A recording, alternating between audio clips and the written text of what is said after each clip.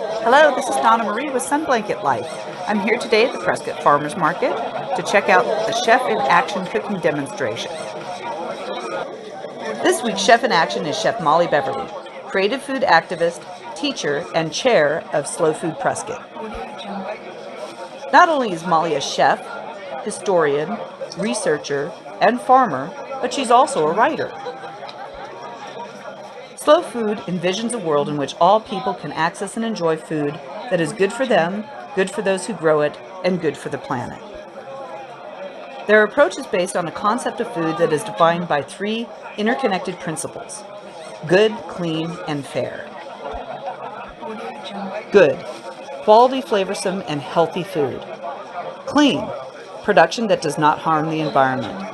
Fair, accessible prices for consumers, and fair conditions and pay for producers. 6 years ago, Chef Molly and Slow Foods Prescott decided they would become a school gardening chapter. Everything they did for the next 2 years focused on school gardening. Today, Prescott has a school gardening coordinator, and there are school gardens in every single school in the Prescott Unified School District. Today, Chef Molly is hosting a tasting workshop. At this Chef in Action event, you can experiment with dressing hyper-local raw vegetables sourced from the Prescott Farmers Market. Dressing condiments include common and unexpected ingredients. Her guests will be invited to make a salad with their choice of lettuce, cucumber, turnips, tomato, carrots, summer squash, and snow peas accented with dill and parsley. Then her guests will be encouraged to dress their raw vegetables with condiments such as salt, pepper, cinnamon, turmeric, chili pepper, sugar, lemon juice, and olive oil. Participants are all set to find their new favorite healthy snack. This tasting workshop highlights the true meaning of slow food. Let's meet Chef Molly Beverly, the Prescott Farmers Market Chef in Action. Okay, well, my name is Molly Beverly. I'm a chef. I taught cooking at Yavapai College and other places for over 30 years. I was the food service director at Prescott College for 9 years. That was my real chef experience. And during that time, we started this Slow Food Prescott chapter, small town chapter. I am the chair of that chapter and kind of a crazy driving force. And I am also now a counselor for the Southwest Regional for Slow Food USA. Perfect. So about 6 years ago, Slow Food Prescott, we decided we were going to become a school gardening chapter. And everything we did for the next 2 years was focused on school gardens. Great. Everything we did was focused on school gardens. And I have too many friends here. Slow Food is an international organization in 160 countries. The main precepts are good, clean, and fair. So the good started in Italy, by the way, where they really know how to enjoy themselves. And so the good is enjoyment. The clean is the environmental bit. And the fair is social justice, so that the workers and producers are paid fairly. Now, here in Prescott, we have a chapter. We've had a chapter for over 10 years.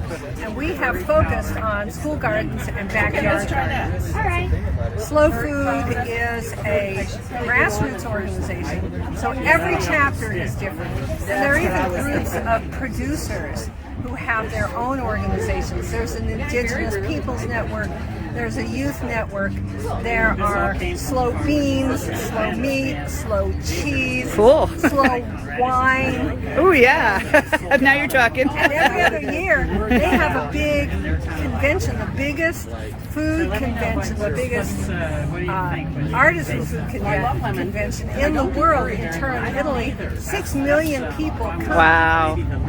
Wow. And there's one this year. Awesome. And people come from all over the world. And we bring in the people who are on the ground. Slow Food is, you don't have to be a member. It's nice to be a member, but it's a community. It's a slow food community. Nice. But that's kind of the idea. Have people experiment with the different combinations of It's always interesting. What kind of flavorings do you have to put on? We have salt, pepper, and cinnamon, and chili pepper, and sugar, and we have lemon juice. That's What is a great recipe? When I was traveling, they make rice with cinnamon. We're doing a tasting. What I want to teach is how to make soup from socks. That's what I call it. Tell me about that. That whole idea started when I was running the food service at Prescott College. And we'd have all these leftovers in the freezer from all the catering jobs and all the cafe jobs. They would stack up, and at the end of the week, we had a free lunch, which was soup. So I would haul all these things out of the freezer. There might have been 30 pans of lasagna, enchiladas, beans, whatever, rice. And I look at it and I go, what are we making? And you know what? People used to ask me for those recipes, and I'd say, there's no recipe for this. It's got a history. We used to call it the archives in the freezer. Nice. So I like to teach people how to use the ingredients at hand. Yep. Whether that's the leftovers in their refrigerator, or dry goods sitting on the shelf, or the stuff they find at the farmer's market, or even the seasonal produce that comes into the grocery store. Very How cool. do you use this? Right on.